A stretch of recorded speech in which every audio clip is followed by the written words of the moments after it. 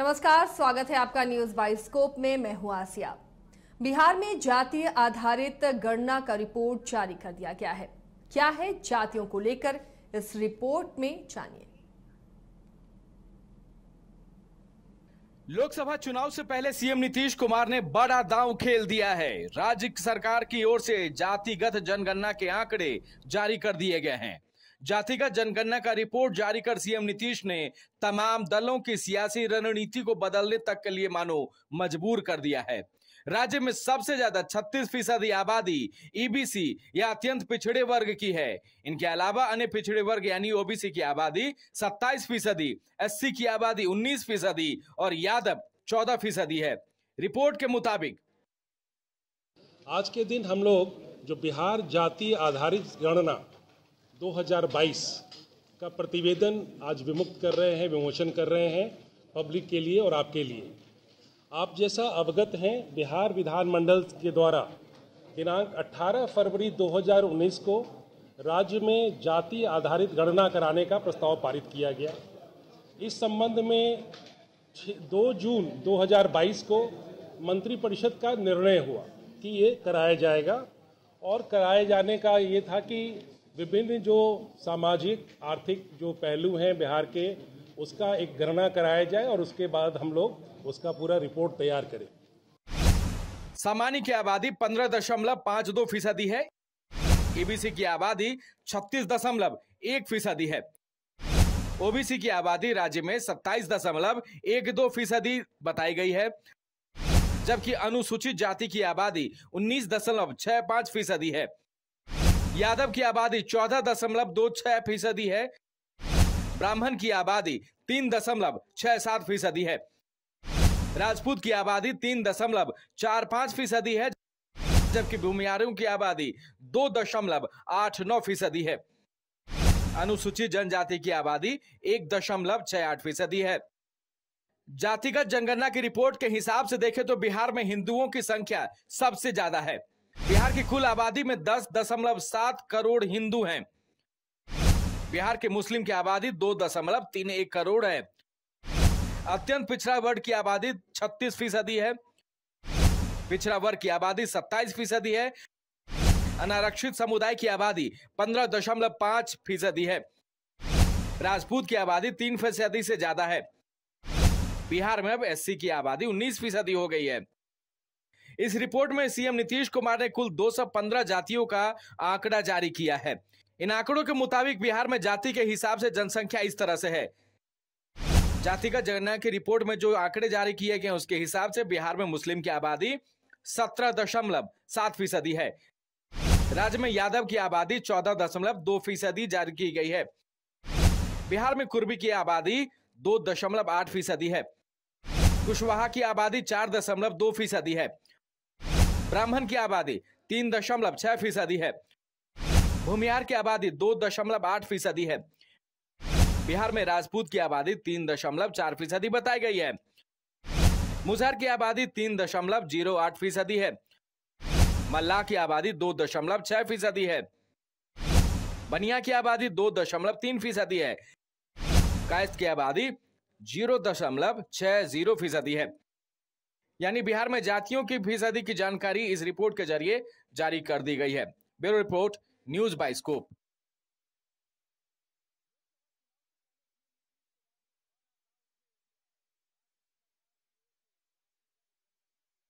तो जातिगत जनगणना की रिपोर्ट जारी हो गई है और इस पर अलग अलग तरह की प्रतिक्रियाएं आ रही हैं। जहां सत्ता पक्ष इस रिपोर्ट को लेकर अपनी पीठ थपथपा रहा है, तो विपक्ष और खासकर बीजेपी इस मामले को लेकर कई सवाल भी खड़े करते हुए नजर आ रहा है। इस मामले पर हम चर्चा करेंगे। हमारे साथ पटना स्टूडियो से खास मेहमान जुड़ चुके हैं। कांग्रेस से शहाबुद्दीन जी हैं, बीजेपी से आनंद पाठक हैं, हम से विजय यादव हैं, जदयू से प्रभात रंजन जी हैं। आप सभी का बहुत बहुत स्वागत है न्यूज बाइस्कोप में।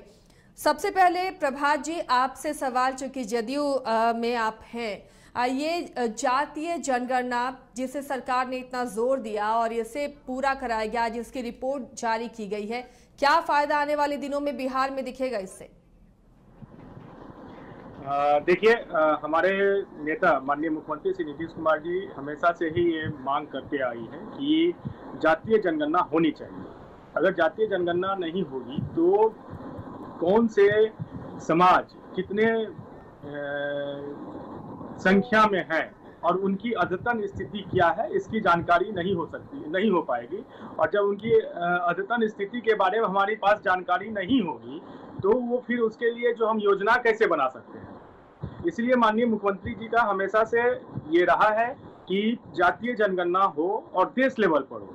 लेकिन आप देखे होंगे कि जब जातीय जनगणना की मांग केंद्र सरकार से हमारे माननीय मुख्यमंत्री नीतीश कुमार जी और यहाँ पे जितने भी सब दल के जो नेता थे वो जाके वहाँ माननीय प्रधानमंत्री जी और राष्ट्रपति जी से मुलाकात कर जातीय जनगणना की मांग की थी, लेकिन केंद्र सरकार ने इसे नहीं करवाया। यहाँ तक कि केंद्र सरकार को 21 में ही जातीय जनगणना उनको करवाना था, लेकिन वो 21 में ही गणना करवाना था, लेकिन वो भी नहीं करवा पाई। और अभी आप देख रहे होंगे कि महिला आरक्षण का इन्होंने जो किया है, और जिससे कि इस कारण से आपको महिला आरक्षण भी 10 से 15 साल पीछे चली गई है।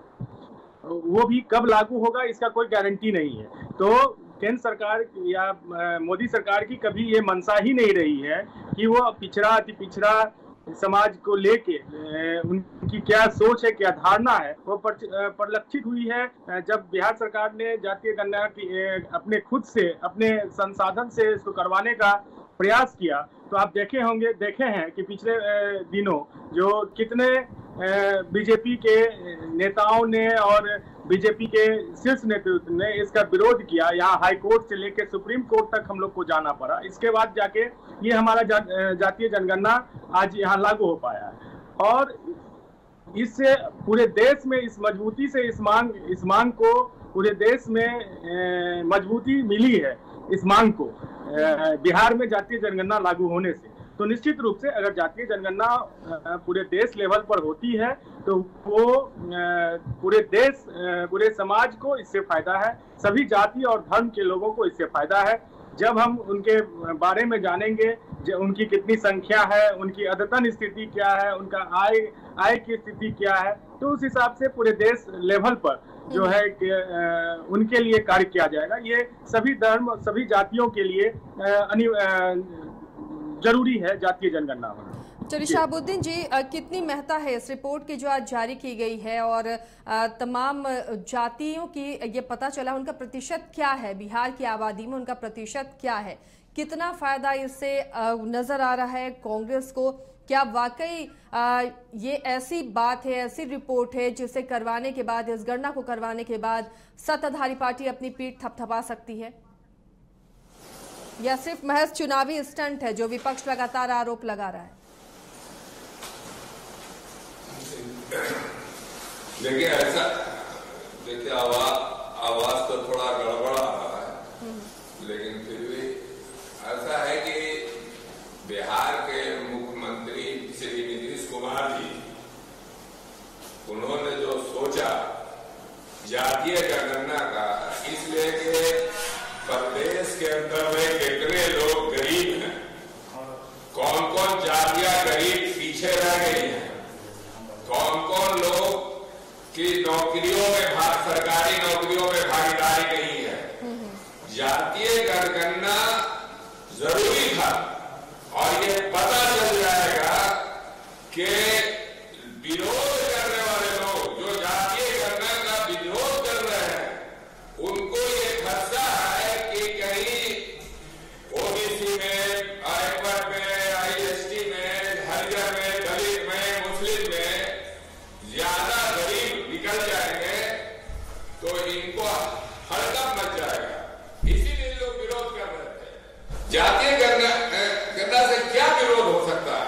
अरे भाई, इसमें माननीय मुख्यमंत्री जी ने गरीबों के प्रति ये एक सोच पैदा किया कि कितने लोग गरीब हैं, तो और पता नहीं चल रहा। कहाँ जारी की गई शहाबुद्दीन जी? क्या आर्थिक गणना की गई है इसमें जिससे फायदा मिले? फायदा तो होगा ही इसमें ना। इसमें तो जो सामने सारी चीजें आ जाएंगी कि कितने लोग, कितना परिवार गरीबों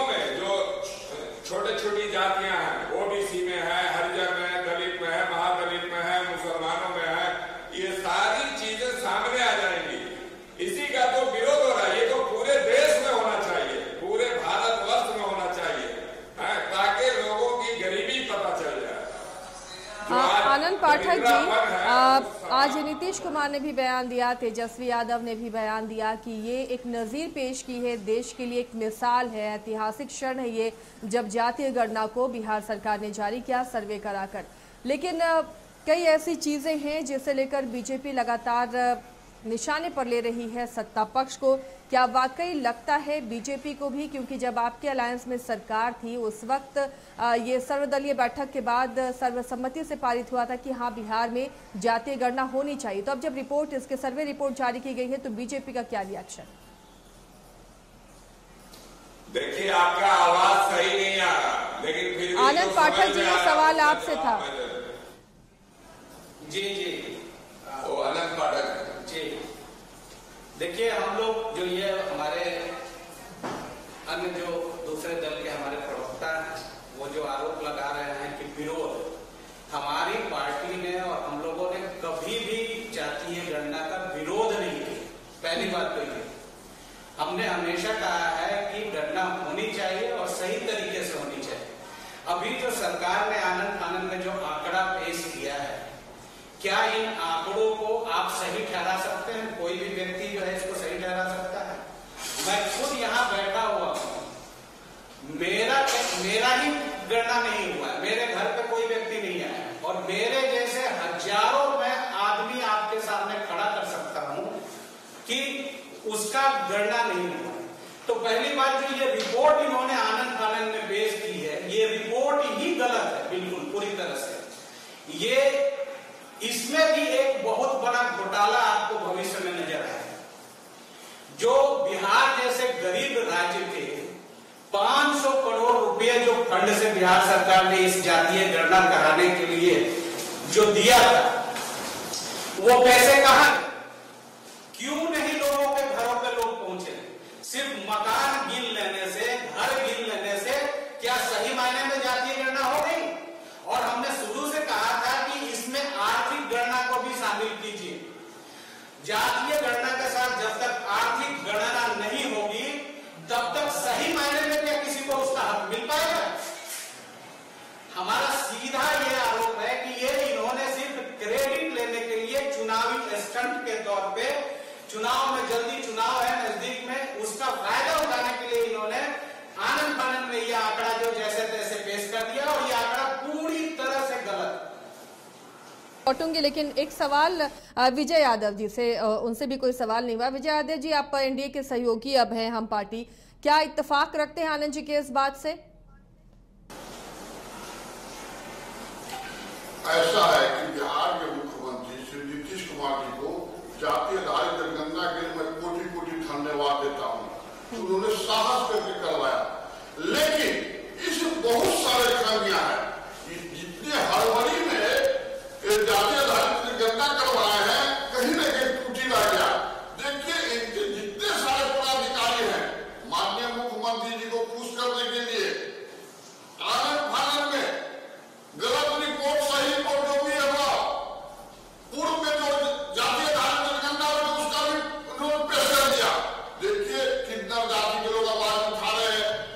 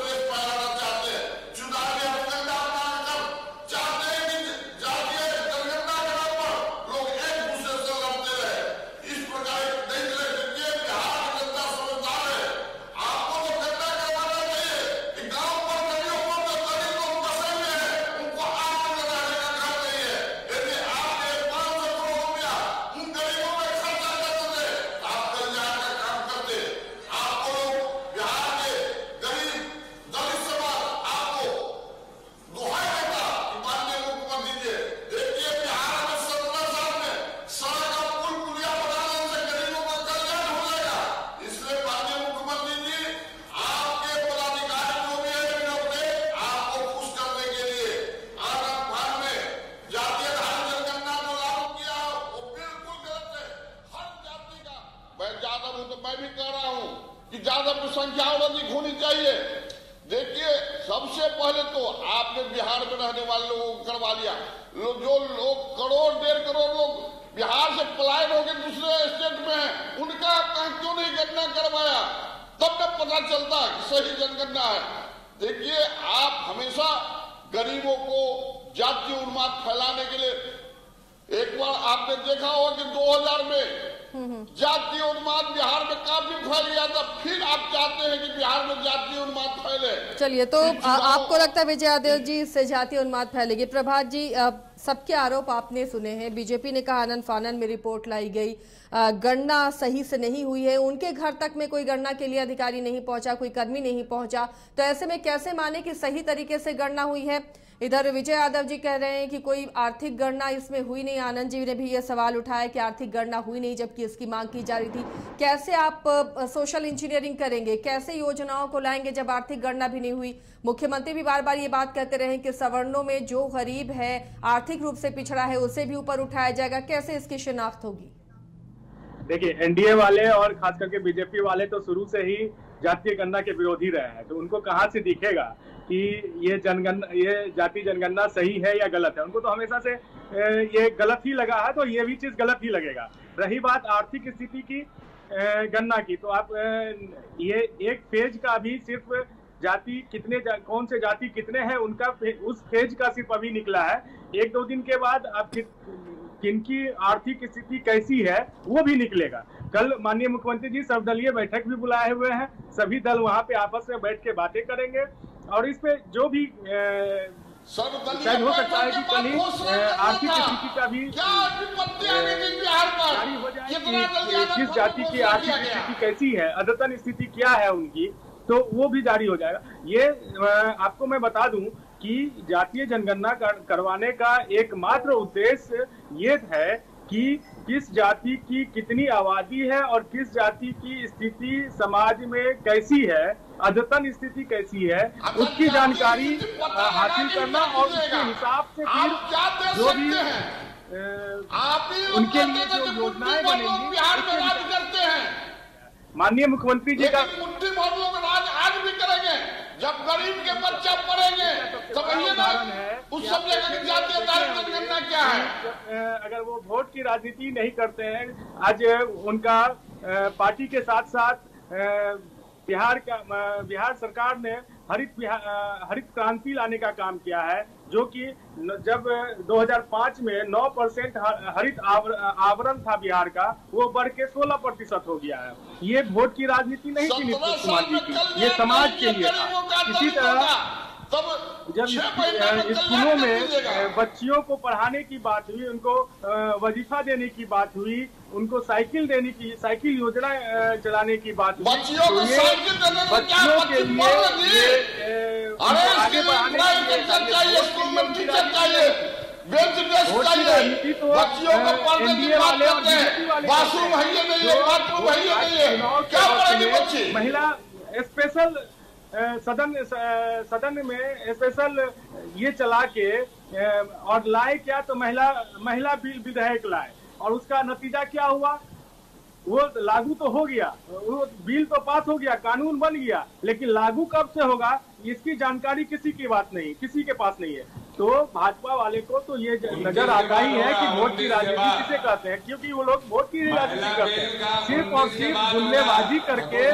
आज तक सरकार में 9 साल सिर्फ ये जुमलेबाजी की है, इसके अलावा और क्या किए हैं ये बता दें। लेकिन माननीय मुख्यमंत्री जी समाज के लिए हमेशा से तत्पर रहे हैं, समाज हित के लिए जो भी निर्णय लिया है, शराबबंदी को लेकर जितनी चर्चाएं पूरे वर्ल्ड में हो रही है माननीय मुख्यमंत्री जी की, ये वोट के लिए राजनीति नहीं थी और इससे क्या समाज में फर्क पड़ा है ये सभी जानते हैं। आनंद पाठक जी, वोट की राजनीति से नहीं बताया जा रहा है, ये इनका कहना है कि ये सरकार की सोच है कि वाकई समाज का उत्थान हो और इसलिए जाति गणना कराई गई है। अब इसे लेकर सर्वदलीय बैठक भी है, क्या उसमें बीजेपी जाएगी? देखिए, सर्वदलीय बैठक में बीजेपी पहले भी गई थी और बीजेपी कभी भी इसके विरोध में नहीं रही। मैं बार बार कह रहा हूं, बीजेपी कभी इसके विरोध में नहीं रही। हमने तो सीधे सीधे कहा है कि गणना होनी चाहिए, लेकिन गणना सही तरीके से होनी चाहिए और उसमें आर्थिक गणना भी शामिल होनी चाहिए। तो अब क्या, अभी जो मैंने आपको सीधा सीधा उदाहरण आपको दिया, मैंने अपना खुद का, और मैं ऐसे हजारों लोगों को खड़ा कर सकता हूं कि जिनके घर कोई भी गणना। अरे केंद्र सरकार तो स्पष्ट कर दिया कि बिहार की जो आप करवाएं। प्रभात जी, जो लोग बिहार से बाहर हैं, बड़ी संख्या में बिहार के लोग पलायन करते हैं, बिहारी मजदूर पलायन करते हैं, उनकी गणना कैसे हुई? क्या वो इस गणना में शामिल हैं? आंकड़े तो फिर उलटफेर हो जाएंगे अगर सही तरीके से गणना हो तो। देखिए, 1 से 2 दिन में, आज तो गांधी जयंती के उपलक्ष्य पर इसको सार्वजनिक करना था, तो एक पार्ट गणना का एक पार्ट जो है वो आपके सबके सामने आया। और आप कल जब सर्वदलीय बैठक होगी तो उसमें और भी जितने भी उसके पक्ष हैं, सभी पक्ष को पब्लिक तो क्या डोमेन में रखा जाएगा। पक्ष भी रखा जाएगा, आर्थिक सर्वेक्षण भी रखा जाएगा? बिल्कुल बिल्कुल बिल्कुल। यहाँ पे क्या स्थिति है, क्या आर्थिक स्थिति है, ये हर एक चीज, हर एक बिंदु पे ये जातीय जनगणना आर्थिक गणना के साथ हुआ है। इसीलिए आप निश्चिंत रहिए इसके लिए कि भाजपा वाले को इस पे ज्यादा सोचने की आवश्यकता नहीं पड़ेगी। जब ये पूरा गणना जब सबके सामने में आएगा तो खुद ब खुद सब कुछ क्लियर हो जाएगा, वो क्रिस्टल क्लियर। घर कर दीजिएगा। शाहबुद्दीन जी, कई सही सवाल भी उठाए हैं, आपके बगल में ही बैठे हुए हैं विजय यादव जी, उन्होंने कहा बड़ी संख्या में बिहार के लोग पलायन करते हैं, बिहारी मजदूर हर स्टेट में देश के कोने कोने में मिल जाते हैं, उनकी गणना कैसे हुई? क्या वाकई हुई? और नहीं हुई तो फिर ये आंकड़े सही कैसे हुए? देखिए, गणना से बहुत बड़ा फायदा होने वाला है। ये जातीय गणना बिहार के विकास पुत्र माननीय श्री नीतीश कुमार जी ने, जो मुख्यमंत्री हैं बिहार के, और लगातार इन्होंने विकास का काम किया है, गरीबों के प्रति इन्होंने काम किया है। और आज पूरे देश में जो गरीबों के बीच में हमारे प्रिय नेता और भारत जोड़ो यात्रा के मकबूल नेता श्री राहुल, इन्होंने देश को बेचने का काम किया था, उन्हीं का चर्चा कर रहे हैं। देश को तो बेच दिया नरेंद्र मोदी जी ने।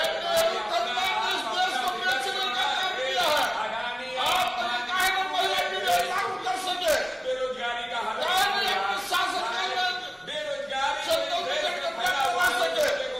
क्या बात कर रहे हो? देश को कौन बेचा? कांग्रेस पार्टी ने तरक्की दिया था, उसी का तो फल तोड़ रहे हैं आप लोग। जो पेड़ हम लगाया था उसी पेड़ का फल खा रहे हैं।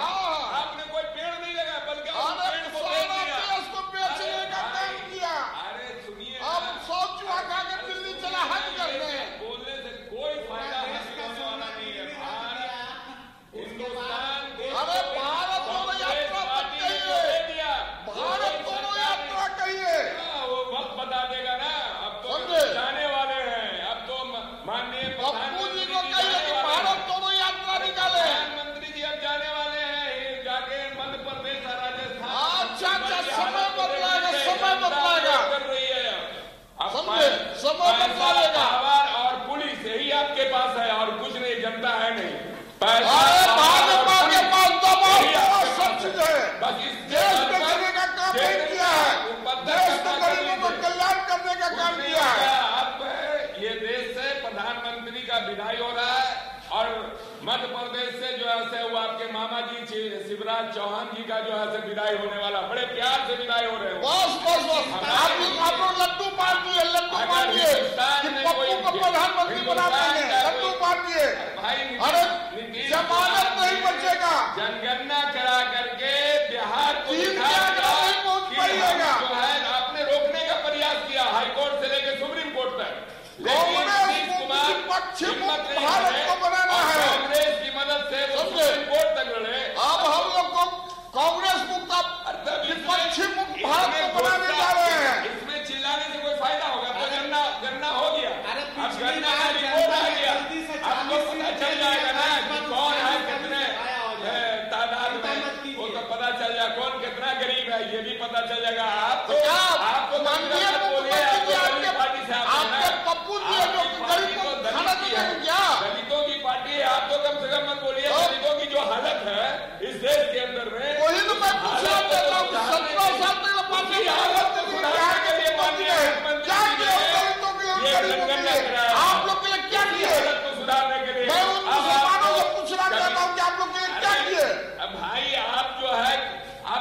से मुख्यमंत्री जी का नाम जो पूरे देश में हो गया था, अब तिरपड़ाने से कोई फायदा नहीं होगा।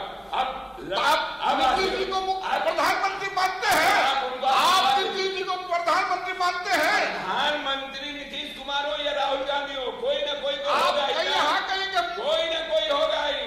अगर बिहार से चुना जाएगा तो नीतीश कुमार होंगे, अगर देश से चुना जाएगा तो राहुल गांधी होंगे। इसका मतलब क्या? राहुल गांधी अब राहुल, चलिए मुद्दे से भटक रहे हैं विजय जी। आनंद पाठक जी, आपसे सवाल है। नीतीश कुमार ने जो आज बयान दिया, उन्होंने कहा कि बीजेपी और केंद्र पर ही निशाना साधा कि कई तरीके से इसे रोकने की कोशिश की गई। तेजस्वी यादव ने भी कहा कि ये देश के लिए एक नजीर है, एक एग्जाम्पल है और ये बहुत बड़ी लकीर खींची गई है और इसका अनुकरण आने वाले दिनों में और स्टेट भी करेंगे। लेकिन बीजेपी रोड़ा अटका रही थी और उस रोड़े को भी पार किया हमने और ये सर्वे रिपोर्ट जारी कर दी है। क्या कहेंगे आप? एक तरफ बीजेपी कह रही कि हम जातीय गणना के खिलाफ नहीं है, तो फिर आपत्ति क्यों? हमने कहाँ कब आपत्ति लगाई है? अब मान लीजिए कोई व्यक्ति को अगर नहीं उस पे विश्वास है और वो जाकर के उसके अगेंस्ट में PIL कर देता है, तो क्या बीजेपी ने PIL दाखिल किया था क्या? पर सत्ता पक्ष तो यही आरोप लगाई थी। नहीं, आरोप तो लगाने, इन लोगों को झूठ ही बोलना ही है, झूठ की राजनीति करते हैं ये लोग। इन लोगों के पास अपना कुछ है नहीं। कांग्रेस तो आज तक देश को सिर्फ और सिर्फ बर्बाद करने का ही काम किया। फूट डालो, अंग्रेजों की नीति अपनाए हुए लोग ये लोग हैं। आज भी वही व्यक्ति पे चल रहे हैं, आज भी आग लगाना, आज भी जगह जगह पे दंगे करवाना। ये इसी चरित्र पे चलते हैं। आज के समय में ये बांटने का राजनीति जो कर रहे हैं, ये आपने साफ जाहिर कर दिया। ये जाहिर कर दिया कि हमको जात पात में बांट देना है, आपस में लड़ा देना है, इसीलिए तो घबराया बीजेपी। जातीय गणना सही तरीके से RSS से क्या है, RSS से अब आगे भी करेंगे और ये देश के इनको सिर्फ अडानी और अंबानी के ही आर्थिक स्थिति की जानकारी चाहिए। नीचे हमारे अति पिछड़ा भाई, महादलित भाई, हमारे महादलित समाज में क्या आर्थिक स्थिति है, इनको आवश्यकता नहीं है उस चीज को जानने के लिए। सिर्फ ये अडानी और अंबानी की आर्थिक स्थिति को जानना चाहते हैं। कोई भी इनके लोग सही ढंग से मैं भाजपा वाले से कोई उम्मीद नहीं रख सकता हूँ। ये जातीय जनगणना का ये शुरू से ही विरोध करते आ रहे हैं और शुरू से ही और हमेशा ये विरोध करते रहेंगे। ये कि आप जांच करवाइए इसकी, आप इसमें ही घोटाला नजर आएगा। 500 करोड़ का शुद्ध घोटाला है ये। प्रभात रंजन जी घोटाले का भी जिक्र कर रहे हैं, 500 करोड़ वो भी। जी आवाज नहीं आया। आवाज मिल रही है प्रभात रंजन जी? हाँ आ रही है। आनंद पाठक जी आरोप लगा रहे हैं कि इसमें भी घोटाला हुआ है। हालांकि जातीय गणना के सपोर्ट में वो हैं, लेकिन कहते हैं इससे बंटवारा कर रहे हैं आप, फिर भी घोटाले का भी आरोप लगा रहे हैं। इसमें क्या जवाब देंगे? देखिए भाजपा वाले का मैं तो शुरू से ही कह रहा हूँ ना कि ये लोग जातीय जनगणना के विरोधी हैं।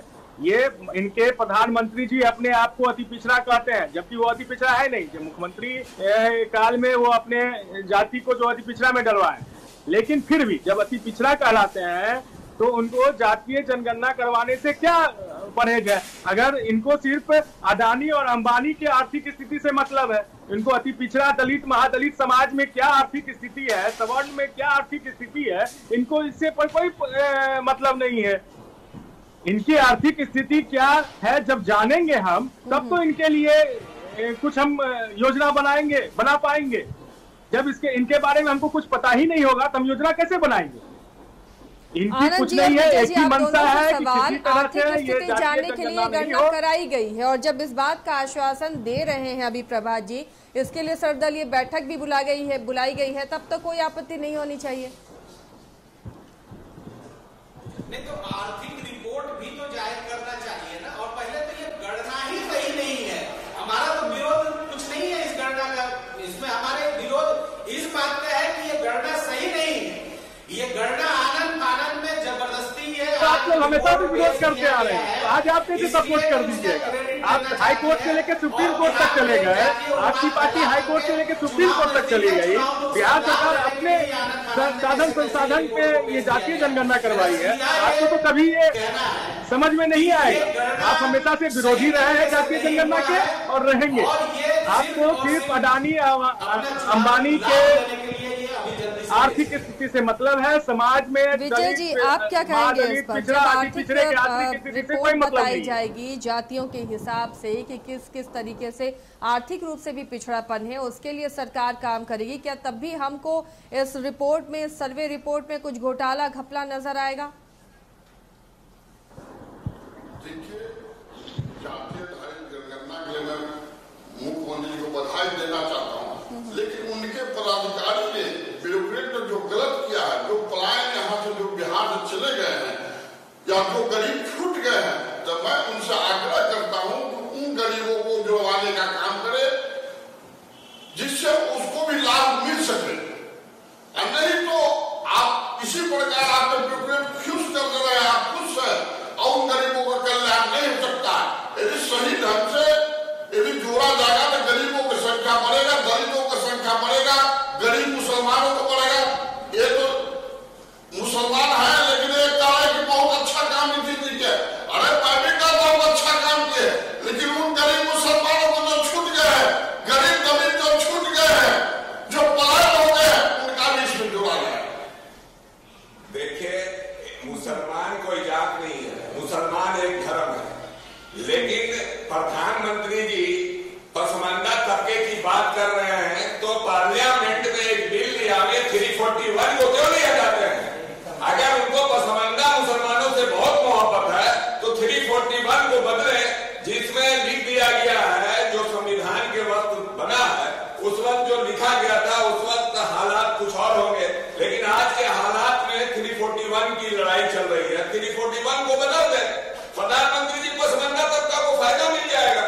लेकिन असल करनी कुछ है, कथनी कुछ है, इसीलिए प्रधानमंत्री जी सारा बिल ला रहे हैं, लेकिन पसमानदा मुसलमानों के लिए जो 341 जिसमें धोबी और हलालखोर और हाशमी ये सब लोग इलेक्शन नहीं लड़ सकते हैं किसी जो है मतलब सुरक्षित सीट से, वो लड़ेंगे इलेक्शन, उनकी तरक्की होगी। इसीलिए हम बात करते हैं आपके जगत से प्रधानमंत्री जी और हम उसका समर्थन करेंगे, कांग्रेस उसका समर्थन करेगी और सारी इंडिया पार्टी उनका समर्थन करेगी। वो पसमानदा तबका के मुसलमानों को अगर फायदा पहुंचाना चाहते हैं तो 341 को हटा दें। चलिए, तो ये अलग अलग तरह के आरोप भी हैं, इस पर क्या जवाब देंगे आनंद जी आप? देखिए, प्रधानमंत्री जी हमारे सबका साथ सबका विकास के तहत आप जानते हैं पूरे देश में अभी मुसलमान, हिंदू सभी लोग उनके पक्ष में। और पक्ष में क्यों है? क्योंकि उनकी कोई भी योजना, कोई भी जो उनका काम है वो सबके लिए एक समान है। हमने तुष्टीकरण नहीं किया, हमने संतुष्टीकरण किया। हमारी सरकार संतुष्टीकरण की नीति पे चलती है, तुष्टीकरण की नीति पे नहीं चलती।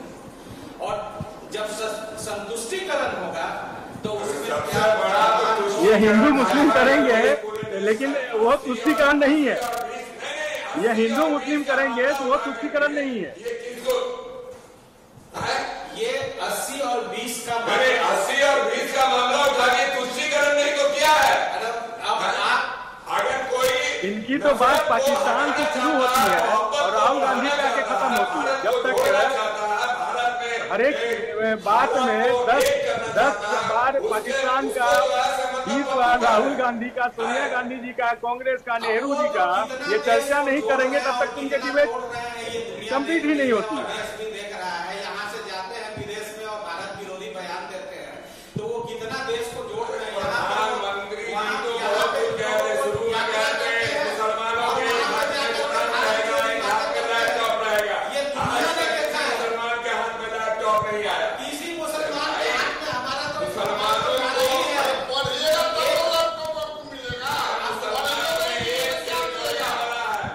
पढ़ाई लिखाई में मुसलमान पीछे नहीं है।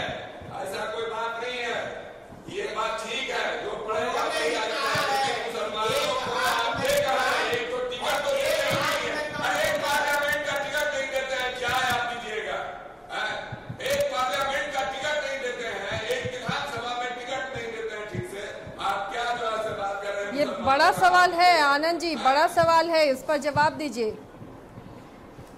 तुष्टीकरण का आरोप जब आप लगा रहे हैं दूसरे पक्ष पर, तो खुद को साबित करिए कि तुष्टीकरण नहीं करती। देखिए बिल्कुल भी नहीं करती तुष्टीकरण की। हम राजनीति नहीं करते। हमारे यहाँ मुसलमान हैं, बहुत सारे नेता हैं, हमने राज्यसभा में भेजा है उनको, हमने विधानसभा में भी उनको टिकट दिया है। दूसरे राज्यों में आप देखिए, आप बोलते एक भी टिकट, इन्होंने कहा एक भी टिकट नहीं, हमने दिया है।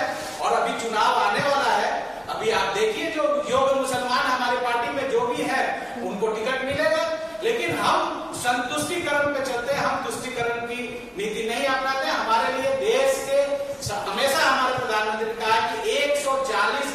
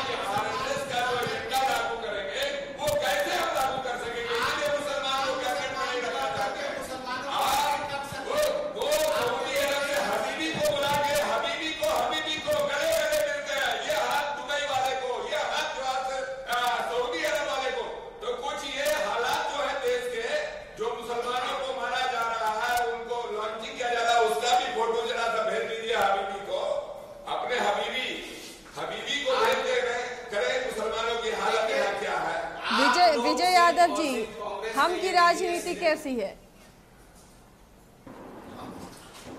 देखिए, इनका कहना सही बात, ये लोग खाते हैं एड़ी या ताकते हैं बरेली, समझी ना? तो इसलिए इनको टिकट कम मिलता है, इनकी संख्या कम है। भाजपा को एनडीए गठबंधन के वोट जब देवे नहीं करेंगे, इनको ज्यादा टिकट देकर क्या होगा? ये तो हमेशा बीजेपी को गाली देने, एनडीए गठबंधन को गाली देने का काम करते हैं। ये तो जीवन बिहार में तो लालू यादव की पिछलक्कू बने हुए रहते हैं, तो पिछलक्कू में इनको फायदा है। तो देखिए, और देखिए, तो यानी मान लिए ना कि अगर अल्पसंख्यक या मुस्लिम वोट नहीं करता है बीजेपी को या एनडीए को, तो फिर उन्हें टिकट ही नहीं देना है। मान लिया ना आपने? देखिए, एनडीए गठबंधन ही ऐसा है कि सभी धर्मों को लेकर चलने वाला है। माननीय नरेंद्र भाई मोदी जो है, वो देश ऐसा होनहार प्रधानमंत्री बने हैं कि जो देश के चमकाने का काम किए। आज तक यूपीए की सरकार ने देश को बेचने का घोटाला का काम किए थे। 2G, 3G, 4G जितने घोटाला था कांग्रेस के ही में था। लेकिन आज इन लोगों को खाना नहीं बच रहा है। नरेंद्र मोदी जी जितने काले धन रखने वाले को सबको बाहर निकाल रहे हैं, खींच रहे हैं, इसीलिए लोग को चिड़चिड़ी हो रही है कि हम प्रभात जी तुष्टीकरण का बड़ी आसानी से आप पर आरोप लग जाता है। इधर हाल के दिनों में नीतीश कुमार मजार गए तो उस पर भी आरोप लगाया बीजेपी ने कि तुष्टीकरण कर रहे हैं मुख्यमंत्री। अब लग रहा है कि उन्होंने जो दावे किए थे वो खत्म दुआओं में जा रहे हैं। प्रभात जी, जवाब देंगे आप? क्या एक बार फिर से कुछ सवाल दोहराएंगे? प्रभात जी, आरोप ये लगते रहे हैं, हाल के दिनों में नीतीश कुमार पर भी ये आरोप लगे तुष्टीकरण के, जब वो मजार पहुंचे कि सिर्फ मुस्लिम तुष्टीकरण की राजनीति वो कर रहे हैं, इसलिए मजारों के चक्कर काट रहे हैं। उनके दावे अब खत्म हो गए हैं, नीतीश कुमार खत्म होने वाले हैं, संन्यास लेना चाहिए, कई ऐसे प्रतिक्रियाएं आई हैं। अब ये जो आरोप अभी इस मंच पर लग रहा है कि ये तुष्टीकरण सिर्फ कर रही है सत्ताधारी पार्टी, इस पर क्या रिएक्शन आपका? देखिए, एक तो पूरा क्लियर नहीं आ पाया आपका बात, लेकिन जितना मैं समझ पाया हूँ उस हिसाब से, तो मैं आपको पहले भी बताया हूँ कि माननीय मुख्यमंत्री जी सबको लेके, सबका साथ, सबका विकास, सबका सहयोग से की बात वो करते हैं। वो हमेशा से सभी को साथ में लेके चलने का काम किया है। वो चाहे दलित हो, महादलित हो, पिछड़ा हो, अति पिछड़ा हो, सवर्ण हो, हिंदू हो, मुस्लिम हो, सबका। लेकिन आप देखेंगे कि जब भाजपा वाले का या एनडीए वाले का सिर्फ एक ही रहा है कि वो किसी भी तरह हिंदू मुस्लिम करके अपनी चुनावी रोटी सेकते हैं, चुनाव के समय में वो इस चीज को ये करते हैं। आज जब बिहार में एनडीए गठबंधन में भी जब माननीय मुख्यमंत्री जी बिहार सरकार में भाजपा के साथ भी थे, तो यहाँ पे एक भी राइट्स हिंदू मुस्लिम होने के लिए वो नहीं दिए। ये उनका यूएसपी है कि वो सभी को साथ में लेके चलने का काम करते हैं। वो सभी के विकास के लिए, सभी तबके के लोगों के लिए वो काम करते हैं। उनके पास किसी पार्टिकुलर समाज के लिए, किसी धर्म के लिए, किसी जाति के लिए ऐसा कुछ नहीं। सभी जो विकास में सभी को बराबर हक मिले, इसके लिए हमेशा से वो कार्य करते आ रहे हैं। उनके कार्य प्रणाली को या उनके योजनाओं को आप जब गौर से देखेंगे तो वो सभी के लिए है, किसी पार्टिकुलर, किसी एक जाति, एक धर्म विशेष के लिए नहीं है। तुष्टीकरण की राजनीति तो वो लोग करते हैं, बीजेपी वाले लोग करते हैं। वो जब भी चुनाव या उस टाइम हिंदू मुस्लिम छोड़ के वो उनकी जब भी आप बात करेंगे तो उनसे आप जब बात करेंगे तो उनके पास पाकिस्तान के अलावा, राहुल, सोनिया जी के अलावा, नेहरू जी के अलावा, इंदिरा जी के अलावा चौथा शब्द को उनके मुंह से नहीं निकलता है। वो पाकिस्तान से शुरू करते हैं और नेहरू जी पे और राहुल जी पर आके वो खत्म करते हैं। तुष्टीकरण की राजनीति वो लोग करते हैं। माननीय मुख्यमंत्री जी नीतीश कुमार जी सभी को साथ लेके सभी का विकास करते हुए आगे बढ़ रहे हैं वो और आगे बढ़ते रहेंगे। चलिए, तो चर्चा कहीं और चली गई जातीय गणना को लेकर। हालांकि इस पर जैसा प्रभात जी ने भी कहा है कि एक सर्वदलीय बैठक भी बुलाई गई जिसमें इसकी बारीकियां रखी जाएंगी। जो सर्वे रिपोर्ट है इसकी बारीकियां रखी जाएंगी और ये फिर पता चलेगा तमाम दलों के डिस्कशन के बाद, चर्चा के बाद, कि किस तरह से समाज के किस वर्ग का कैसे उत्थान करना है। बहुत बहुत शुक्रिया शाहबुद्दीन जी, आनंद जी, विजय जी, प्रभात रंजन जी, आप सभी का इस चर्चा में शामिल होने के लिए। तो जातीय गणना पर बिहार में सियासी बवाल जारी है और प्रतिक्रियाएं आ रही है, एक दूसरे पर आरोप प्रत्यारोप भी लगाए जा रहे हैं। फिलहाल न्यूज़ बाइस्कोप में इतना ही, लेकिन झारखंड की खबरों के लिए बने रहिए हमारे साथ।